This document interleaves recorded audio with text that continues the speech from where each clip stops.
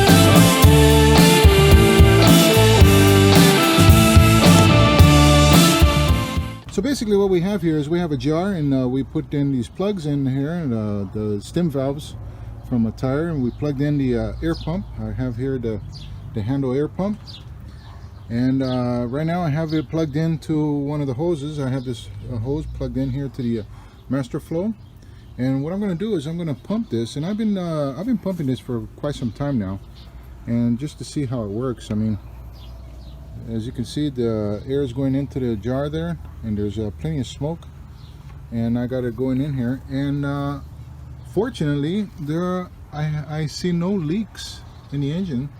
This is the V6 Honda Accord that I'm working on in 1998, and I wanted to do a vacuum test and to see if there's any leaks or such, and fortunately everything is buttoned up nicely.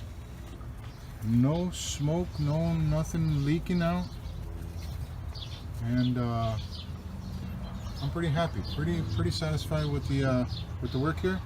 And thanks to Eric, the car guy, he showed me this idea of the smoke machine, and I decided to build one of my own, and it works pretty well.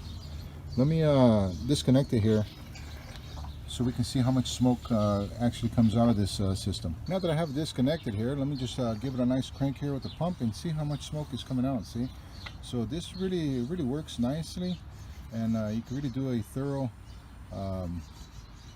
job in verifying if there's any leaks in your vacuum system. And fortunately I have no leaks, so everything worked out just fine. But that's an idea that I'd like to share with you guys. If you liked it, please subscribe and share, and we'll catch you in the next video. Ciao for now.